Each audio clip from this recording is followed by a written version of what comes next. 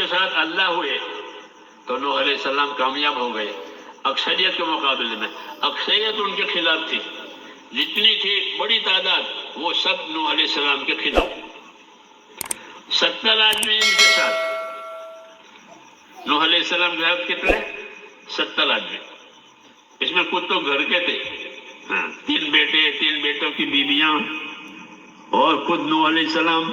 یہ 7 تو گھر کے، 70 میں سے 80 میں سے 7 گھر کے، باقی 73 کے جو ہیں وہ قوم کے. باقی پوری قوم خلاف. یہ پوری قوم کے خلاف ہوتے ہوئے نوح علیہ السلام کامیاب ہوئے. کیوں؟ کہ نوح علیہ السلام کے ساتھ اللہ کی مدد ہوئی. یہ کس وجہ سے؟ کہ ایمان کی وجہ سے. اس وجہ سے کہ جب ایمان آئے گا تو اللہ تعالیٰ کی مدد آئے گی اور اللہ اپنی قدرت سے مدد کرے گا. کہ نوح علیہ السلام کو جب نوح علیہ السلام کی قوم پر عذاب آیا تو اللہ تعالیٰ نے نوح علیہ السلام کو اور ان کے ساتھیوں کو عذاب سے بچایا. تو کیسے بچایا؟ کہ قدرت سے بچایا.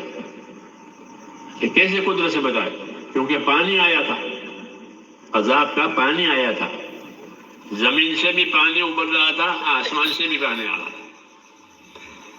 آگ کا جو تندور تھا، تندور جب روٹی پکتی ہے اس میں سے بھی پانی آیا تھا. آگ میں سے، جی ہاں، پانی ہی پانی، نیچے سے اوپر سے پانی کا عذاب آیا تھا. قدرت دکھائی تھی کہ جس پانی سے اللہ تعالیٰ پالتے ہیں، زمین کے مخلوق کو پانی سے پالتے ہیں. زمین کے ہر مخلوق پانی کے محتاج ہے، آدمی ہو، جانور ہو، درخت ہو، سب کو پانی کی ضرورت ہے. تو پانی سے پالتے بھی ہیں، پانی سے ہلاک بھی کرتے.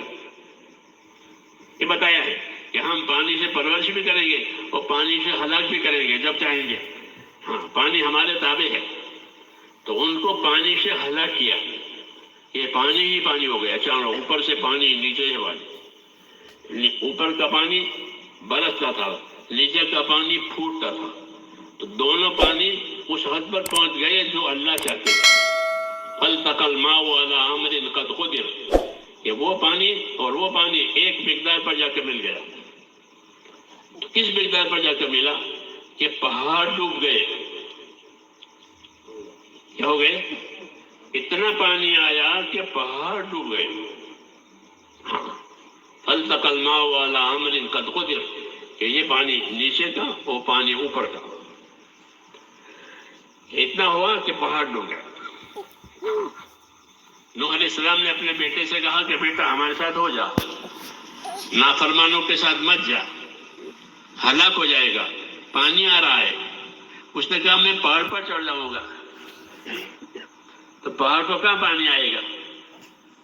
ہاں، لیکن نوح علیہ السلام جانتے تھے کہ پہاڑ ہے اور اللہ کی قدرت پہاڑ پر بھی ہے، پانی پر بھی ہے. پہاڑ نہیں بچائے گا.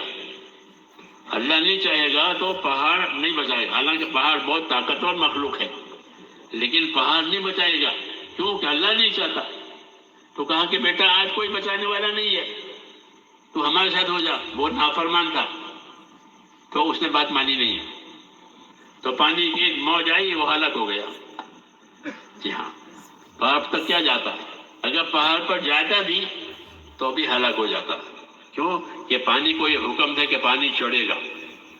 کتابوں میں لکھا ہے کہ پانی کو چڑھنے کا حکم تھا. تو پانی پہاڑوں تک پہنچ گیا. ایک عورت تھی، اس کو اپنا بچہ بہت پیارا تھا. تو پانی چڑھنے لگا تو گھبرائی وہ. تو گھبرا کر کے اپنے گھر میں سے نکل کر پہاڑ پر چلی گئی. تو پہاڑ پر پانی چڑھا تو اور اوپر گئی، اور پانی چڑھا اور اوپر گئی، یہاں تک کہ اوپر تک چلی گئی. تو اوپر تک پانی پہنچ گیا. اوپر تک پانی پہنچ، یہاں تک کہ وہ پانی میں وہ بھی ڈوب گئی، اس کا بیٹا بھی ڈوب گیا. نوح علیہ السلام نے کہا آج اللہ کی قدرت ہے، پانی نہیں ہے، قدرت ہے. لا عاصم اليوم من امر اللہ، آج اللہ کا امر ہے، آج اللہ کا حکم ہے. ہلاکت کا، عذاب کا کوئی نہیں بچے گا. تو یہ مثال دی کہ پہاڑ پر چلی گئی اور کھڑی ہو گئی پہاڑ پر بچے کو لے کر کے، تاکہ بچہ بھی بچے، وہ بچے. لیکن پانی پہاڑوں کے اوپر چلا گیا تو وہ ہلاک ہو گئی، بچہ بھی ہلاک ہو گیا. لا عاصم اليوم من امر اللہ، آج اللہ کے فیصلے سے کوئی نہیں بچائے گا. قدرت بتائیے کہ اللہ کا جب فیصلہ آئے گا کوئی نہیں بچے گا. اور اللہ بچانا چاہے گا تو اللہ بچا لے گا، جیسے ابراہیم علیہ السلام کو آگ میں بچایا. ہاں تو اللہ چاہے وہ ہوتا، اللہ نہیں چاہے وہ نہیں ہوتا. اللہ کی قدرت سمجھائیے، ہمارے کلمے میں ہم کو اللہ کی قدرت سمجھائیے کہ جو ہوگا وہ اللہ کی قدرت سے ہوگا. اللہ نہیں چاہے گا تو نہیں ہوگا، اللہ چاہے گا تو